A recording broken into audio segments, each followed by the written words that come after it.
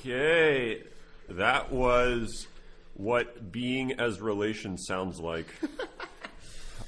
So, welcome back to class number 2,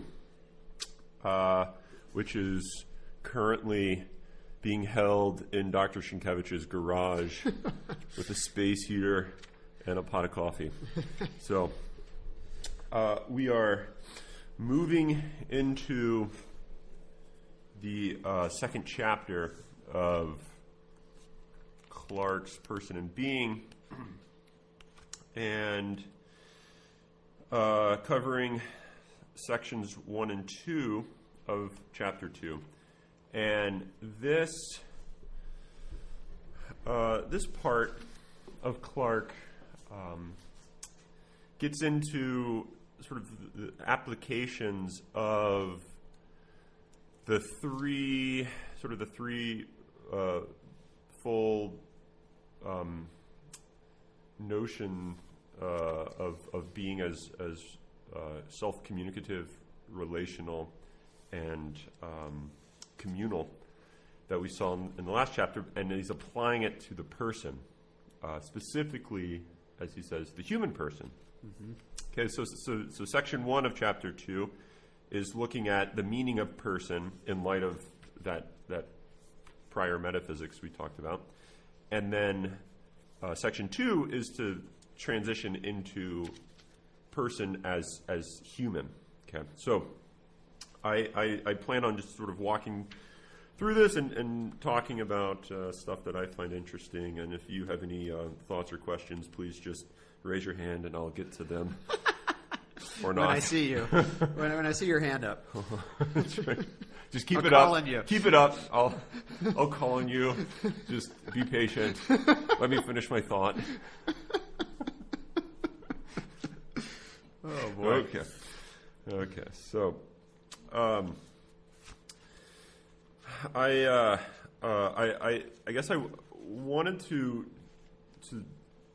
start by making an important distinction that I alluded to last time that I didn't really get into, and it's going to be important, and it'll sort of unfold into just a reflection on metaphysics, which is never a bad thing.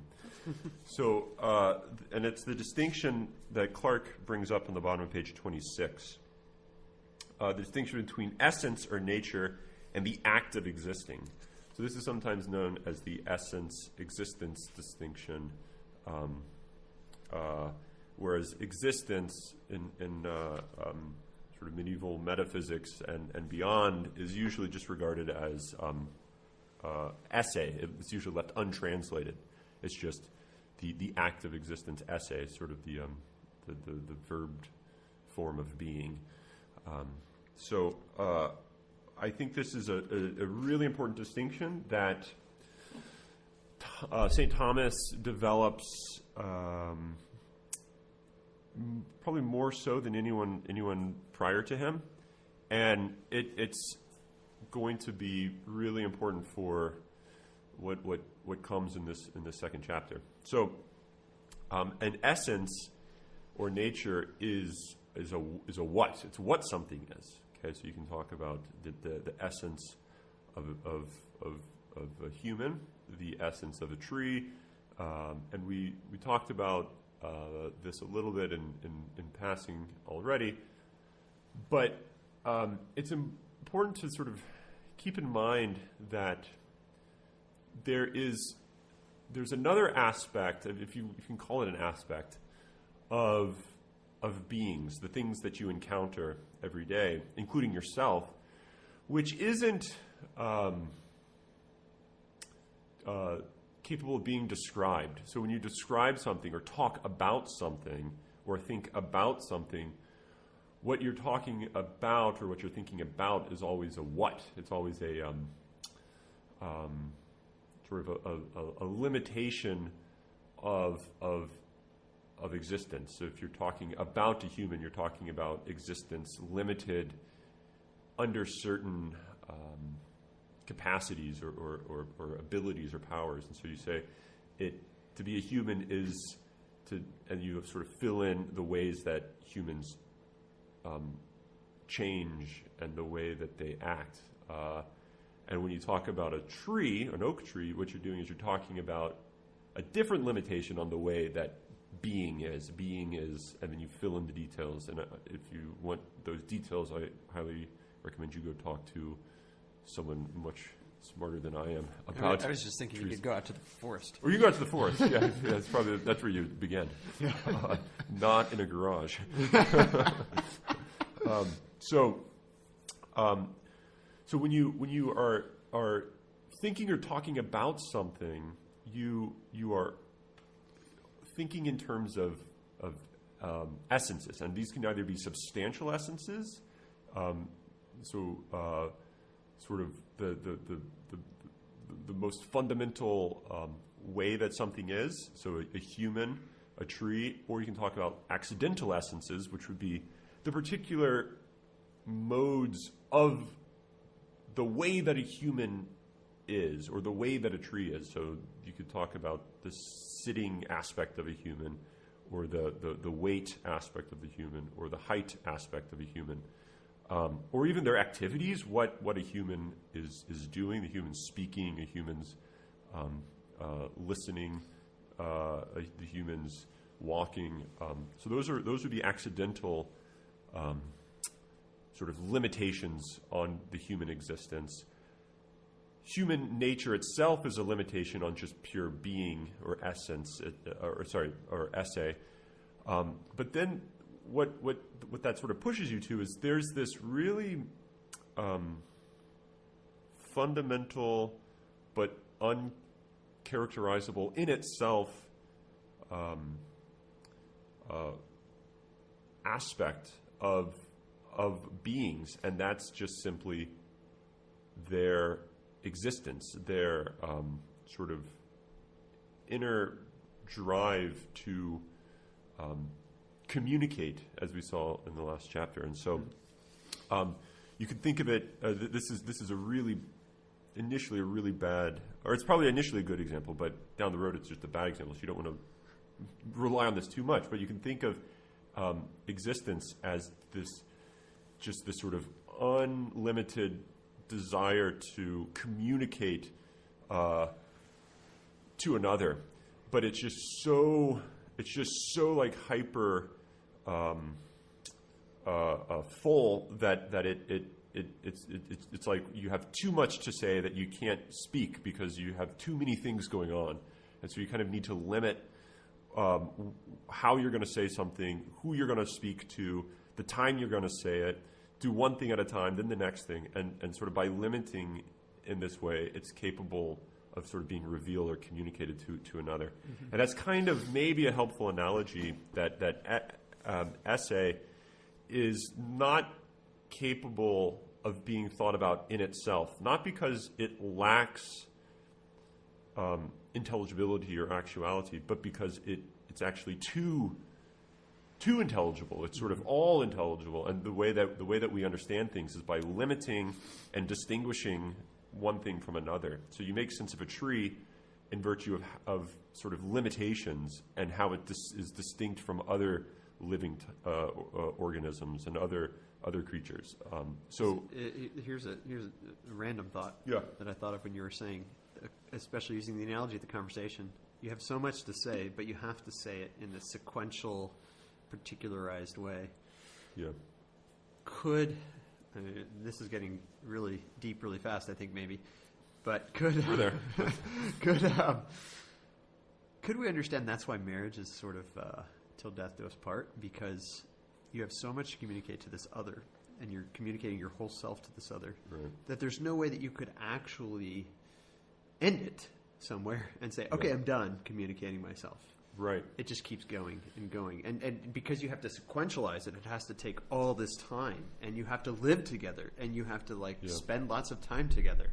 Right. And because there's this communication taking place. I mean, I don't know if that is going too far off of your analogy, but No. I don't think so. And I think it comes up later on in the reading when Clarke moves in to talk about the social aspect of the human person. Mm-hmm. And then he says, followed from the social aspect of the human person is the fact that the human person is essentially historical. The historicity is necessary for the human person, so that it's not as though I can communicate exactly what it means to be a human person in a static, freeze frame, snapshot. Right. To understand what it is to be a human person requires a history. It requires an entire life. And I mean, it goes. I think this goes back to Aristotle's idea of eudaimonia, or happiness. That it's not something that you have at a single moment, because what we're dealing with is we're talking about the evaluation of a human person, or human. He would just say human.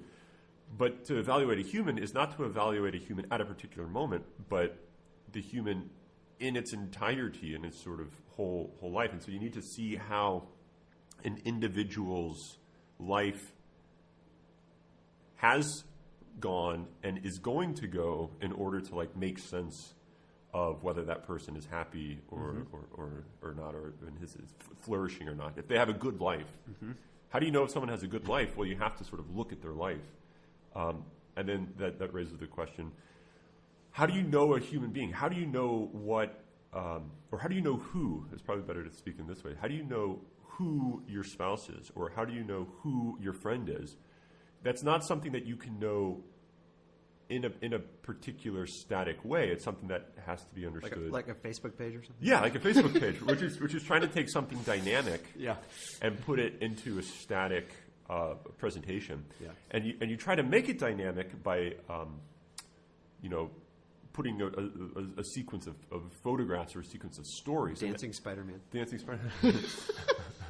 but it gets you sort of, at the very least, what we realize, I think, is to know someone, you have to know their history, both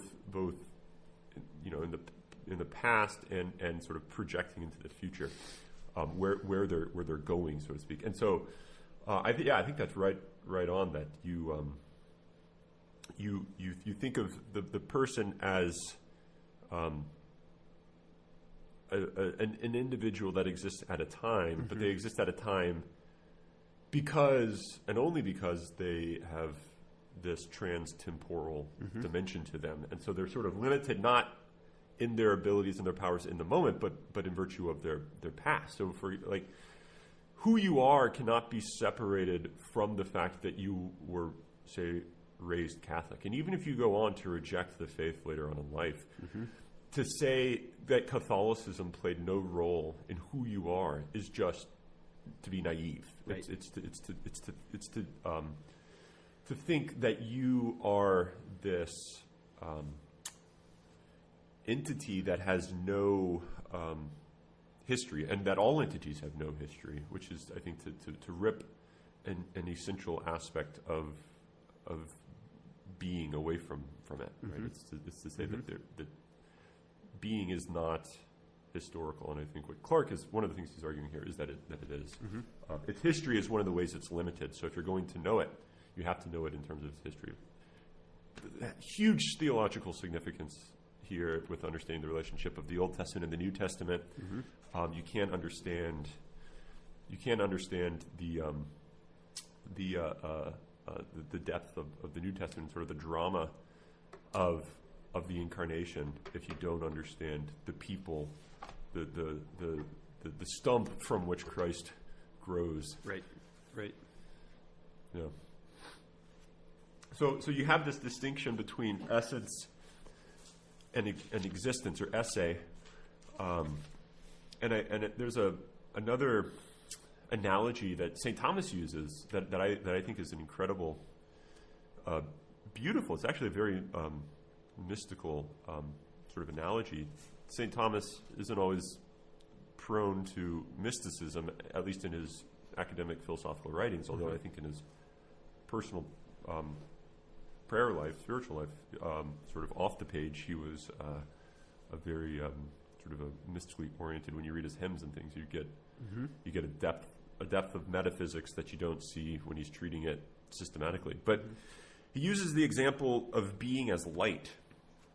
And I think that's probably, for my money, that's the best analogy we can give. But you have to understand light in the way that it was understood historically.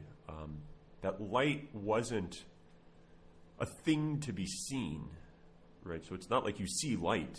Light is that by which you see other things. But yet you know its presence, and in fact, light is what's required for there to be like perceptual presence. For there to be perception requires light, but it's that which you exactly don't see because it sort of gets out of the way and lets you see the object, not the light. And I think that's what being is, or essay is. It's the light of things. And now you don't see being itself.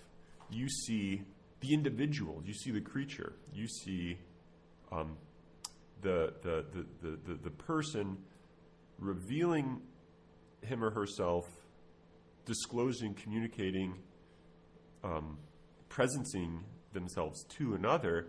But the only way that interrelation of showing and of seeing, or of speaking and of hearing, can occur is if there is a light, something which is sort of present, but only by getting out of the picture, by getting out of view. Right? Does that make sense? So I think the temptation, maybe throughout the entire Western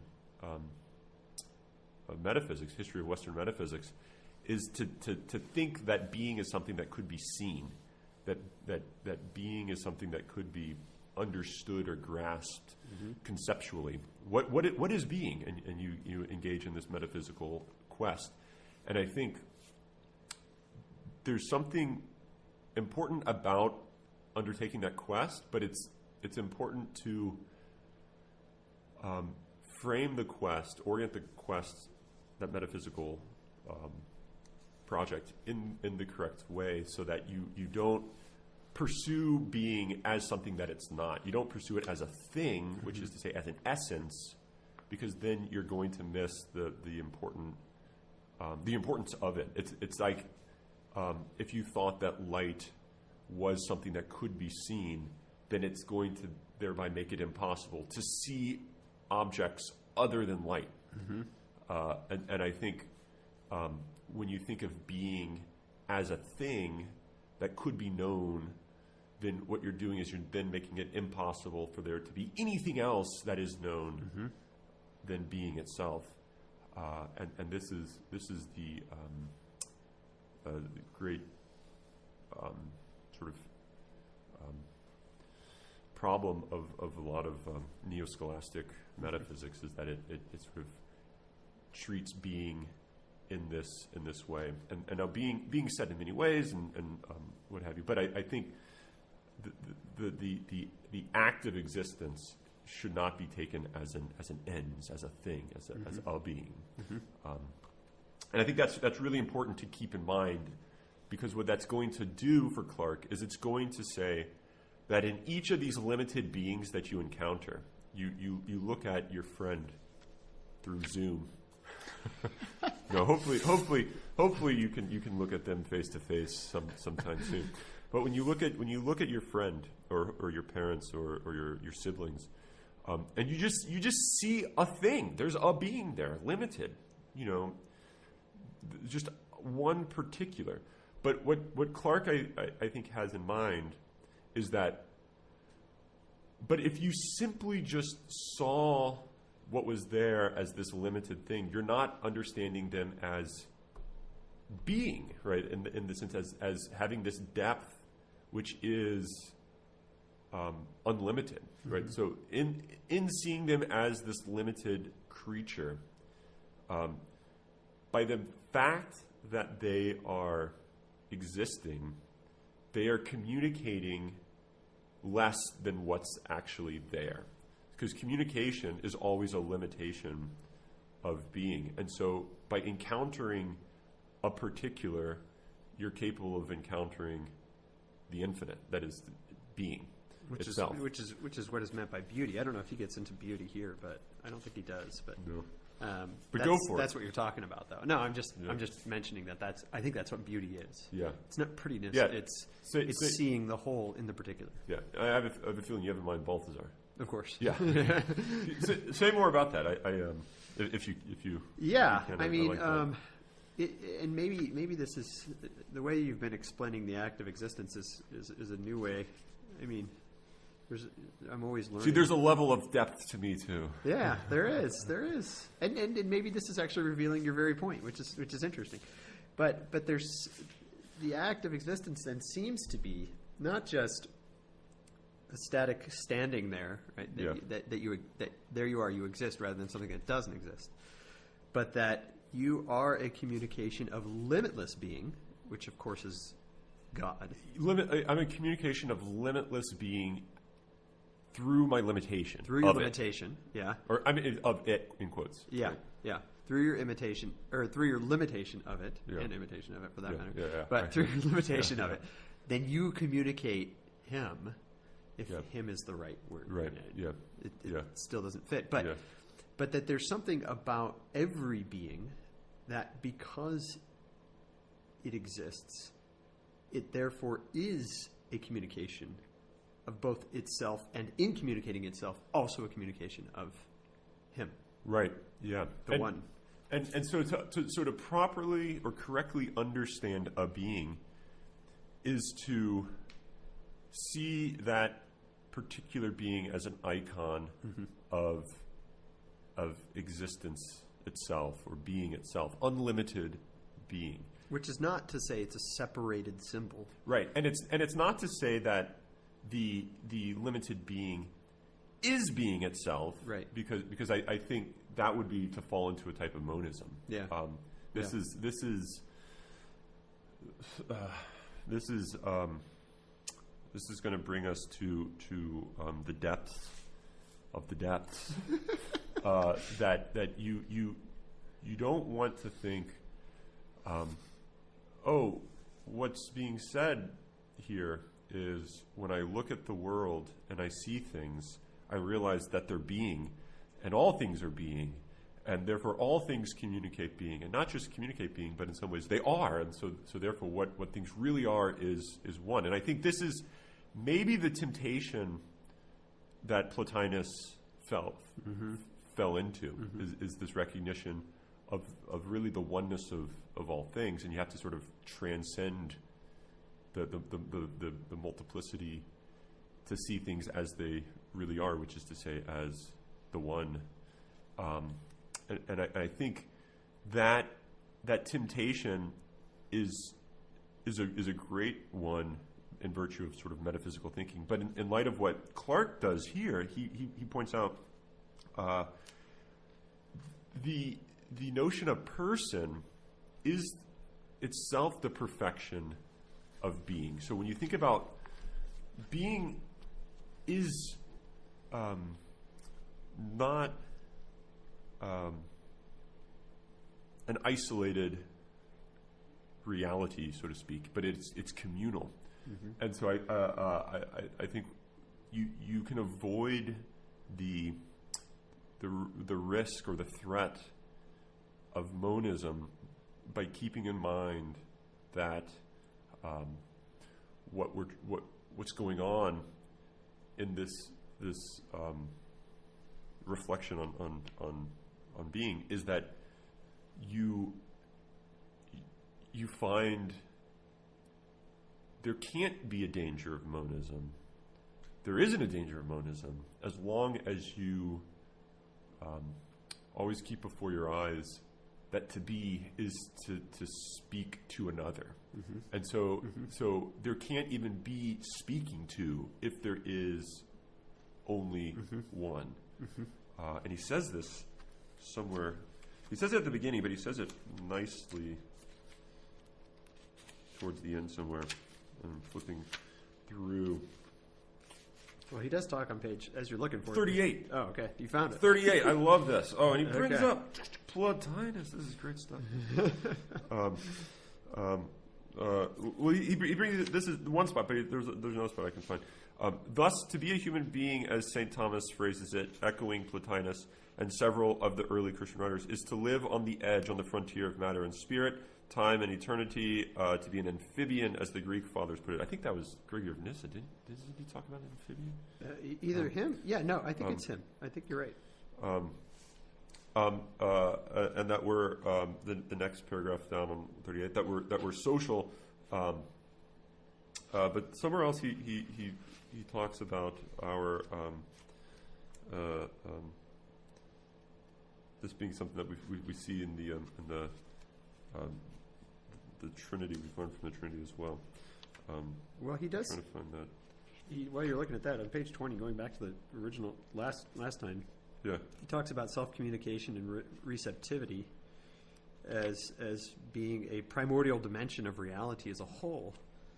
And he says receptivity, as such, bottom of page 20, as such should be looked on not as essentially a sign of imperfection, of poverty, of potentiality in the receiver, if we've tended to look on it, although that's true in the created realm, yeah, right? Right. But as in itself a positive aspect or perfection of being, right? And so there's some sort of an understanding that, and he brings up the Trinity here, specifically the second person of the Son and the third too, that they are of absolutely equal worth and perfection, and yet they are the reception of being from the Father.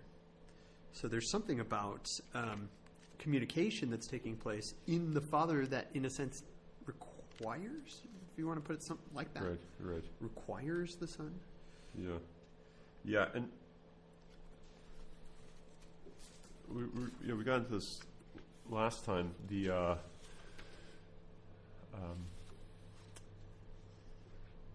I think one of the implications of this is that it's not possible to have a being which is, as you sort of said poetically, I forget who says this, a being that's an island, that's in isolation from all others. Mm-hmm. And in some ways, that was seen as the paradigm of being, that full being, true being in antiquity, Greek thought was independence. It was capable of relating to another, but only because it had its own grounds on which it can stand, and those have nothing to do with others. This is very sort of Western today too, right? I mean, I elect to be in relation with those I elect to be in relation with, but I am me. Right. It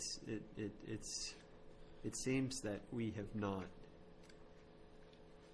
perhaps embraced Christianity as it has been revealed, but instead are still stuck in a Plotinian oneness. Yeah. And seeing independence as being the perfection. Right. And especially when you, so what you have in Plotinus is oneness is perfection, but the way that he saw the oneness as perfection is in the push to bring all things into the one, in up to oneness, so to speak, and so that man isn't a microcosm of the world, but man is sort of the man properly understood as all things is the world, right? Whereas in modernity, specifically in regards to political philosophy in modernity, you get man is a microcosm of the world, such that the world in the Plotinian sense is one, and therefore man himself is to be understood in the way that you understand the world. Man is his own world, put it that way. So that the way that Plotinus thought about the world, or thought about being is it's this isolated one unto itself. Mm-hmm. The modern political theorists say man's that way, and this is the source, I think, of a lot of modern political thought, that you have these individual rights because you are the orderer of your own world, mm-hmm. because nothing else you don't need to go out of yourself to another. And in fact, by doing so, a lot of them said you forfeit your freedoms, mm-hmm. you forfeit your goods. And the question was, is it legitimate to forfeit some of your freedom for other payoff? And mm-hmm. and for political reasons, they said yeah, and you construct contracts by which you have people forfeiting freedoms for the sake of a greater good. But I think it's always recognized in terms of an initial forfeiting of something, a mm-hmm. giving up of something that in some ways should be yours in the first place. This isolation, independence. I depend on other people. That anthropological assumption that you are your own world. Right. So I give up things for others or depend on others only because there's something that's some benefit will result from that. Mm-hmm. So I think there's political implications of this metaphysics, and I think you can sort of definitely see he's trying to get a metaphysics sort of retrieved. He's trying to retrieve a metaphysics that is not individualistic. It's not atomistic. Mm-hmm. And once you do that, you now have a new anthropology, a new philosophy of man, which is going to give you a new politics and a new ethics. Right? Mm-hmm. You get a completely new way of thinking of politics, such that your ends are not simply yours, but they're communal ends. They're My ours. end are our ends, right? Yeah. So the end of an individual life is the end of a communal life. So this is Quoting Schmitz here. The quote Schmitz, or you could quote Genesis: the two shall become one. There you go. So, right? So it's I don't succeed, my wife doesn't succeed, we succeed. Right. So if Right. if I fail, she fails. Right. This is why, like, if I screw my life up, I screw her life up. Right. And I think that can only be the case if you realize that there's a reality beyond me and her. There's this reality that comes about as this we, this sort of.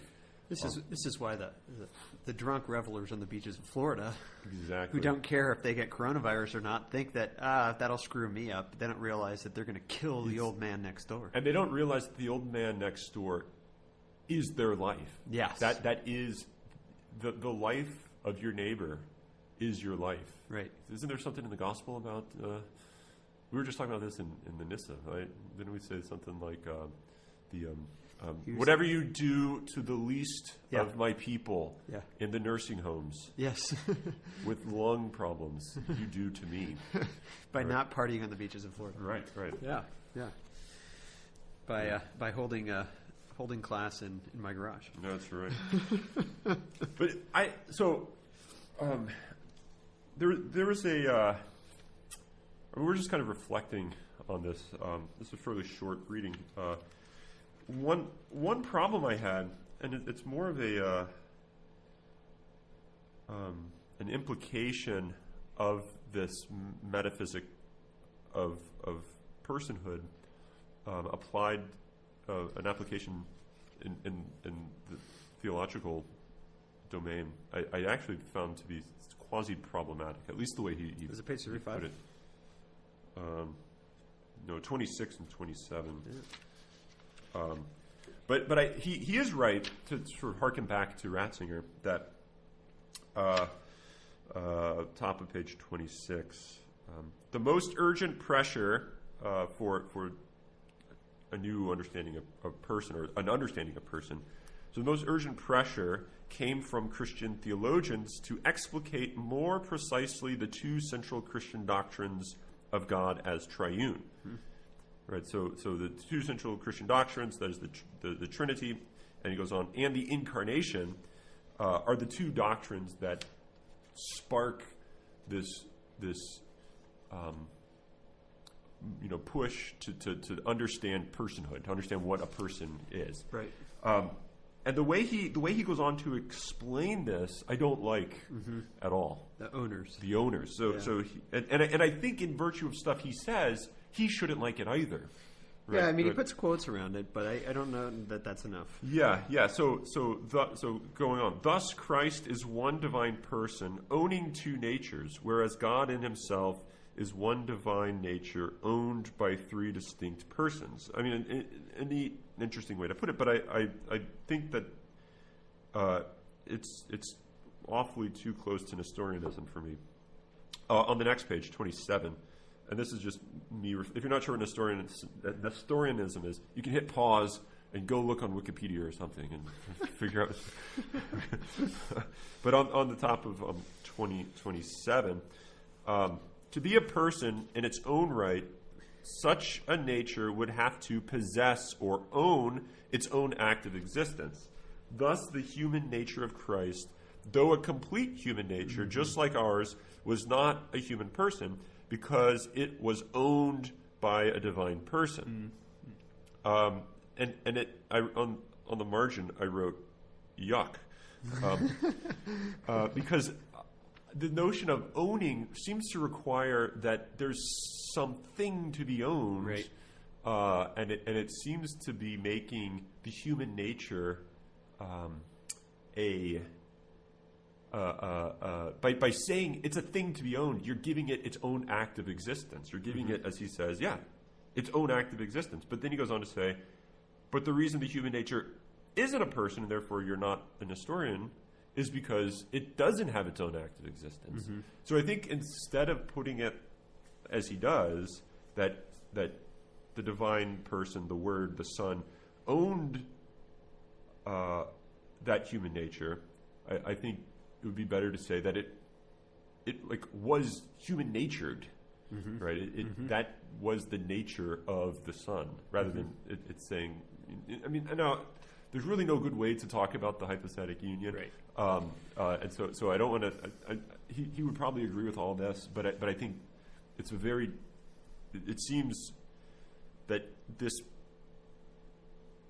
inclines one in a significant degree to think, oh, you have this human nature, and it has its own active existence, and then it's owned by the Word, and therefore it doesn't have its own active existence. But that just doesn't.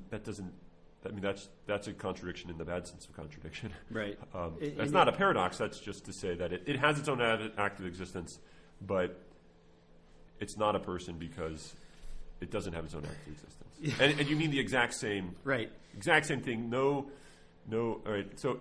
Yeah, because he seems to put way too much weight now. Oh, so he had it in quotes on the page 26. Yep. He moves it out of quotes to page 27 and puts a ton of metaphysical weight on it, saying that the reason that the divine person is hypostatically united to man is because he owns whatever that means. Right. But that seems to, I think you're right. It reifies the human nature, makes it into a thing, and it makes it separate from personhood. Yeah. And then I think it makes Christ's human nature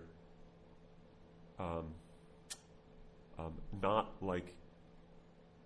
Well, I mean, so here's one of the not questions. identical to him. Yeah. Right. It makes it not identical. It becomes like a puppet. I mean, you own a puppet, don't you? I mean, suppose you're a puppeteer. Maybe most of you don't own puppets, but if you do own a puppet, then it's this distinct thing that you own that you can act with, and right. But I think what you want, and not just what you want, but what's revealed in the incarnation, is that God Himself is in the flesh, not owning something. He's not owning flesh. He is flesh. He becomes flesh. And it. You don't get that here, but I think he would agree with everything I'm saying because he's very clear about the one act of existence, the single essay view, which Gorman discusses in his fabulous book on Thomas and the hypostatic union. Yeah. But it becomes almost contradictory. No, I would take out the almost. I think it's contradictory the way he's putting it. There's a single act of existence, but yet it owns this other thing that exists. Yeah, yeah. Which makes it too a double act Right. of existence. And this, I mean, there's a lot of metaphysical weight going on, because he then goes on to talk about the to be a person at the bottom of that page is to be self-possessing. But he wants to say, but the human nature of Christ isn't self-possessing because it's possessed by the Word. But that's why he's going to say it's not a human person. Exactly, right. So there's a lot of emphasis on the notion of the word owning or possessing the human nature. But I think that's the wrong terminology. But I don't want to get hung up too much on the terminology, because there might not be great terminology. But I think it's easy to misinterpret what. Well, this kind of gets. Can I jump to page 35? Yeah. So he talks about. Well, I like his explanation of man as being an embodied spirit. Right. He's not just an angel that's stuck in a body. Right. He's the kind of thing that is material. Yeah. But I had a question on this, and maybe you can help clarify it. He says, individual human nature, top of 35, is a natural unity of body and intellectual soul, each complementary to the other, right? And so whenever we start talking body and soul, we have to beware, right? Because we could get into some Cartesian dualism. Uh-huh. But he says this, and I wonder I just want to get your take on it. He does say it's a single unified existing nature, okay? But he says that the soul must possess its own spiritual act of existence, transcending the body, which it then, quote, lends to the body, so to speak, drawing the latter up into itself to participate in this higher mode of being as a necessary instrument for the soul's own journey of self-realization through the material cosmos as embodied spirit, which I like the idea of self-realization through the material cosmos. I think that's really good. But do we want to say the soul has its own act of existence and that it lends this to the body? And then once he says that, notice later in that paragraph, he says it can retain this existence even when separated from its bodily partner at death. And so this is going to kind of lead to this ability, if you want to put it that way, or separation of soul sort of thing that I'm not totally comfortable with. So I think he's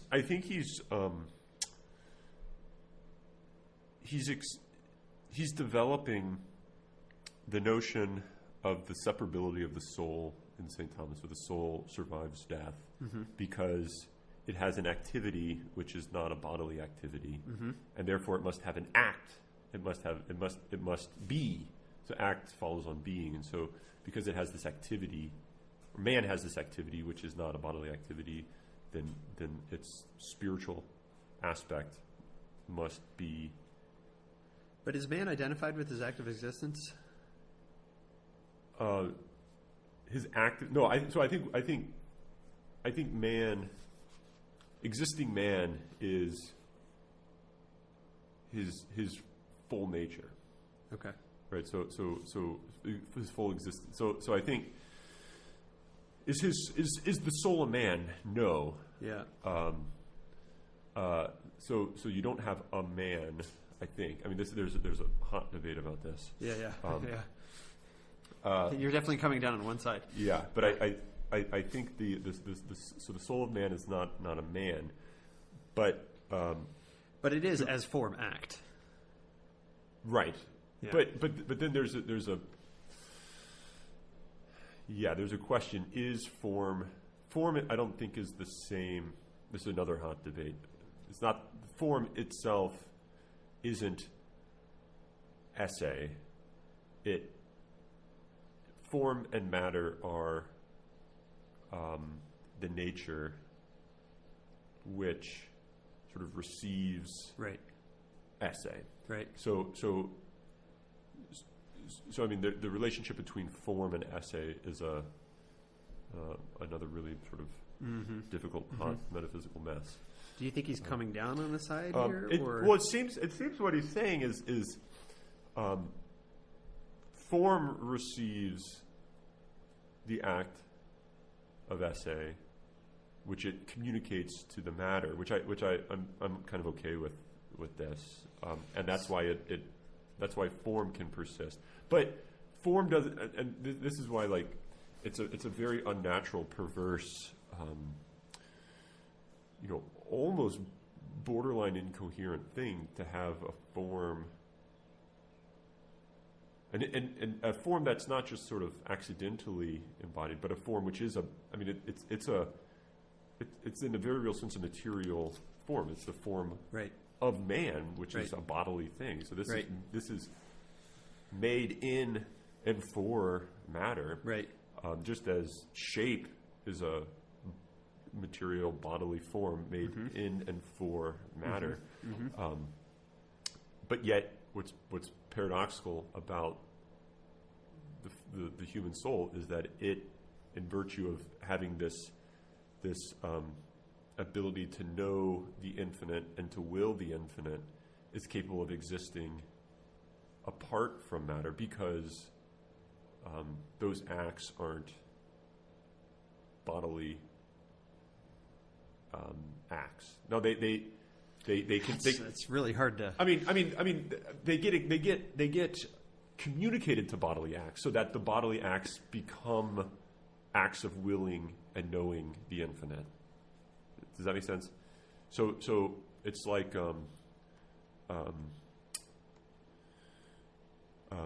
this is the example I've been using recently. You have shapes of ink on a page, and those shapes don't have a meaning in themselves, but they can receive a meaning in virtue of language users.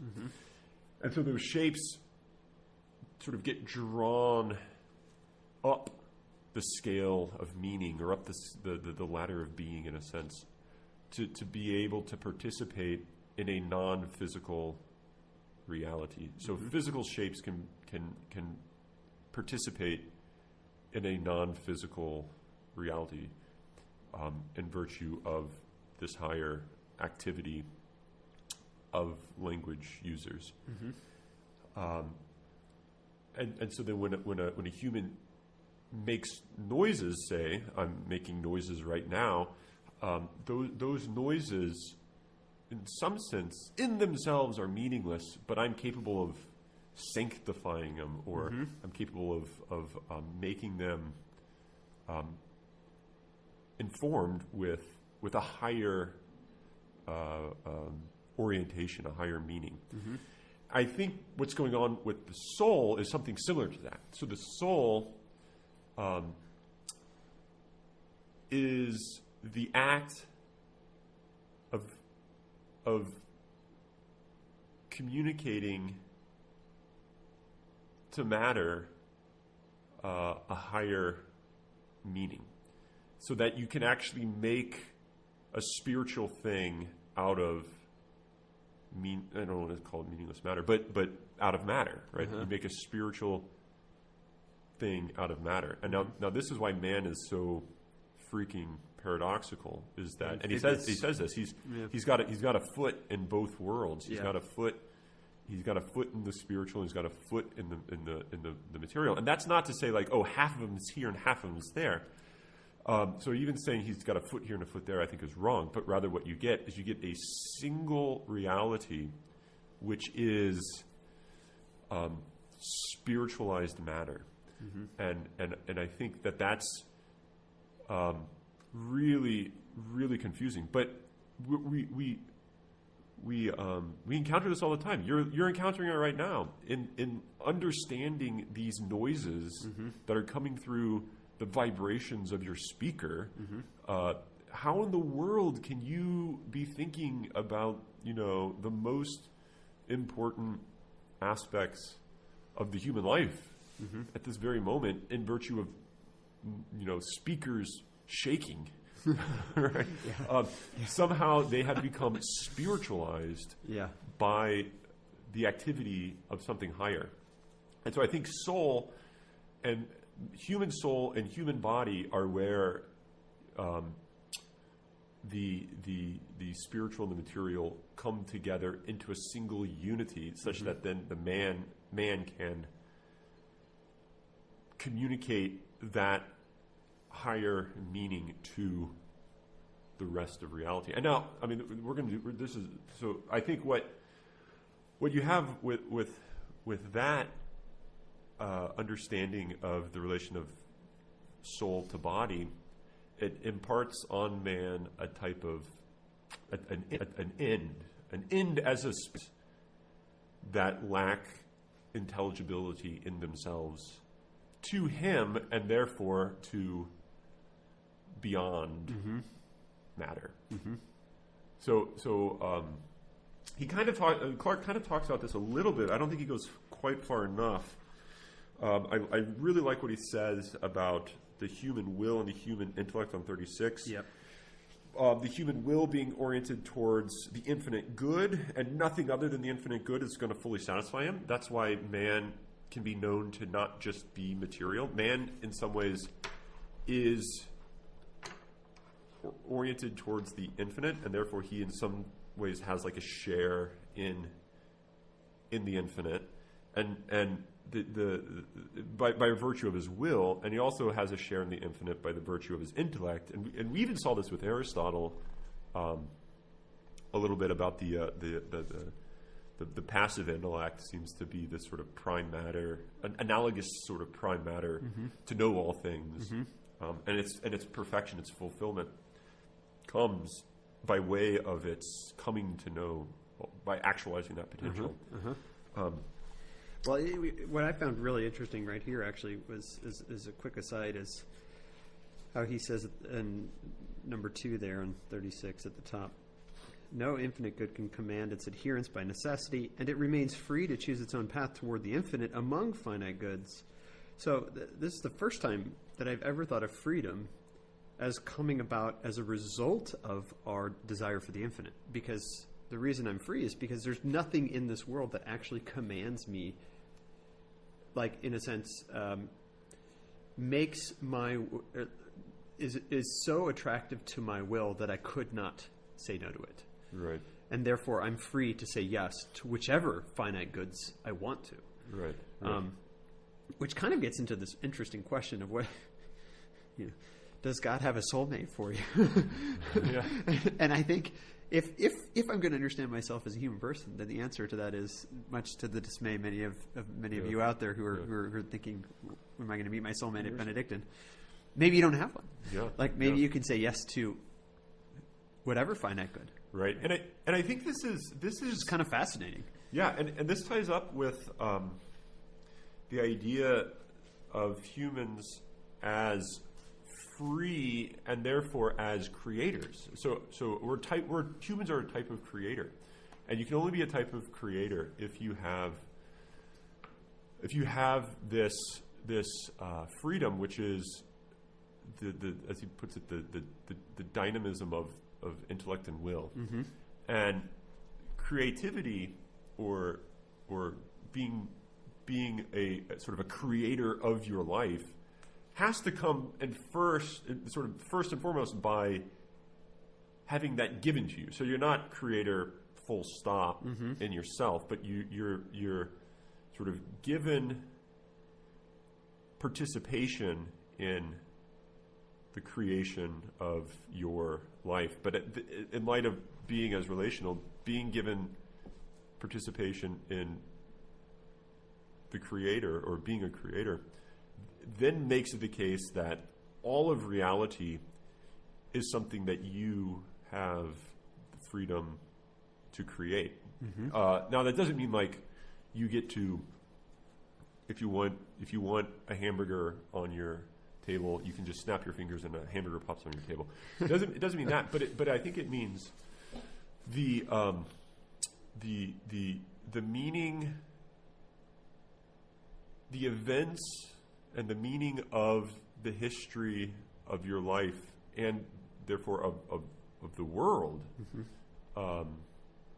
is in your hands. Like this is what's sort of interesting about God making a world with free creatures is he sort of makes a world with creatures that get to share in the authorship of the world. And that is something that is going to then carry over in our relationship to the world, so that how we act is going to then make the world, it's going to sort of impart meaning on the world. Does that make sense? It's gonna have the world be in a particular way. Yeah. Right? Even to the point of me just electing to direct my spiritualizing of material things to this material thing rather than that one.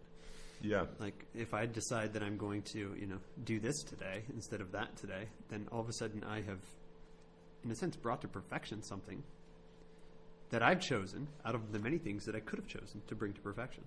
And speaking of bringing things to perfection,